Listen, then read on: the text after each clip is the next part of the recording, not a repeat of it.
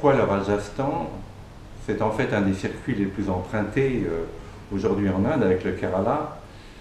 Et moi je vais vous répondre, le Rajasthan c'est un must pour 4 raisons. D'abord parce que c'est un grand État, grand comme la moitié de la France, qui est peuplé en majorité de villages. Vous savez que l'Inde reste un peuple rural, 80% des Indiens vivent encore à la campagne. Et pour moi, le génie de l'Inde, c'est dans les campagnes. Les gens dans les campagnes continuent à vivre avec leurs traditions, avec leurs coutumes, avec cette grande sagesse indienne qui est souvent ignorée en Occident. Et donc, au Rajasthan, vous allez voir des villages, et dans ces villages, vous allez regarder les gens, mais les gens ne vont pas vous regarder en retour, parce qu'ils vivent pour eux-mêmes. Prenez par exemple la grande foire de Pushkar, qui est extrêmement connue au Rajasthan, la foire des chameaux, la vente des chameaux au Rajasthan, super connue, super photographiée. Eh bien, aujourd'hui, les Rajasthanais vendent encore des chameaux. Et donc, ils ne vendent pas les chameaux pour les touristes, ils vendent des chameaux parce qu'ils ont fait ça depuis 2000 ans et qu'ils continuent à le faire. Donc, lorsque vous allez au Rajasthan, vous allez voir une vie réelle, une Inde réelle, qui vit pour elle-même. Première chose. Deuxième chose, il y a quand même des très belles villes au Rajasthan.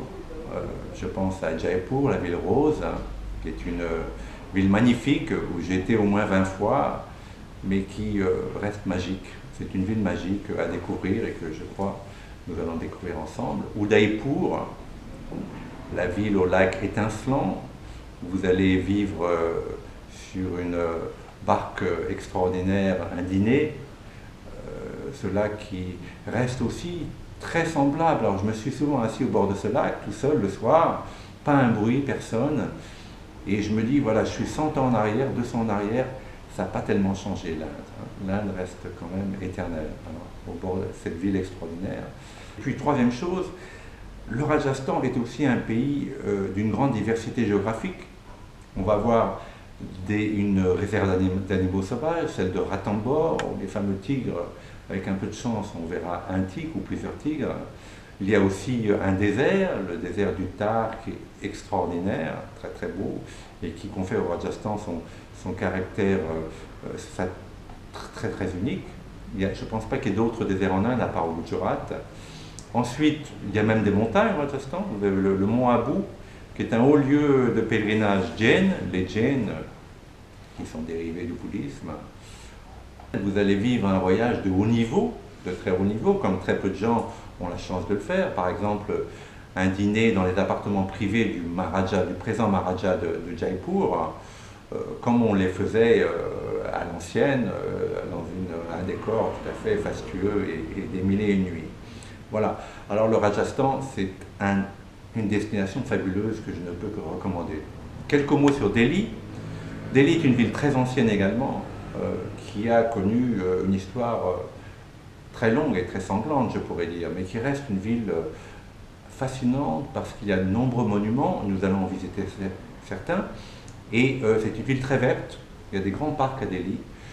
Moi, c'est une ville que j'aime quand même, j'ai connu à Delhi beaucoup de choses, ma femme entre autres, qui est de Delhi. Alors, c'est une ville, je crois, qui vaut le coup de visiter, encore dans un très bel hôtel, qui est l'hôtel impérial, qui a gardé le caractère britannique des grands hôtels, et qui est vraiment un hôtel tout à fait extraordinaire.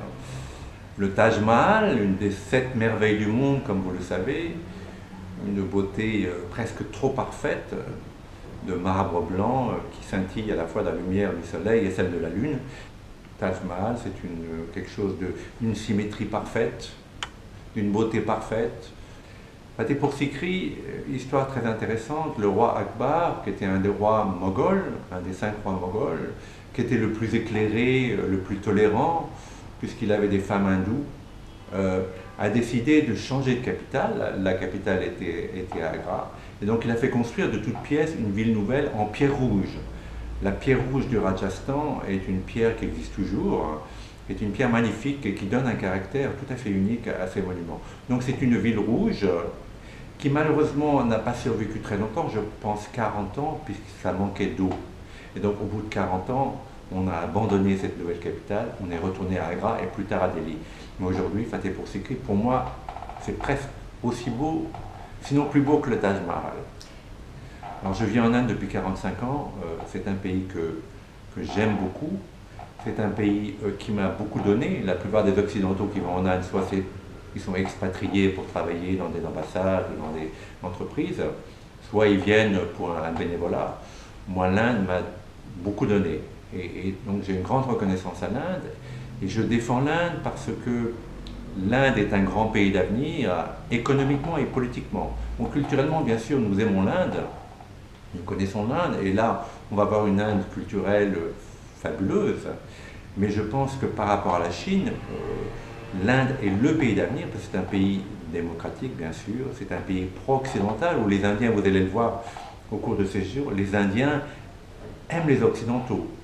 Il n'y a pas d'hostilité ou d'indifférence ou de froideur comme il peut y avoir en Chine. Les Indiens aiment l'Occident, ils s'intègrent en Occident quand ils se sont exportés. Et donc, l'Inde qui est en train de se développer économiquement, de décoller, va bientôt faire concurrence à la Chine. Et nous, les Français, allons jeter un regard plus économique et géopolitique sur l'Inde. Parce que l'Inde est quand même située à la croisée du Tibet, du Cachemire, de l'Afghanistan, du Pakistan, de l'Indonésie de l'autre côté. Et l'Inde est un pays extrêmement important pour l'Occident et nous n'avons pas assez misé sur l'Inde. Je pense que ça va changer dans les prochaines années. Donc au cours de ce voyage, on va parler aussi de l'Inde économique et politique, futur géant d'Asie et du monde.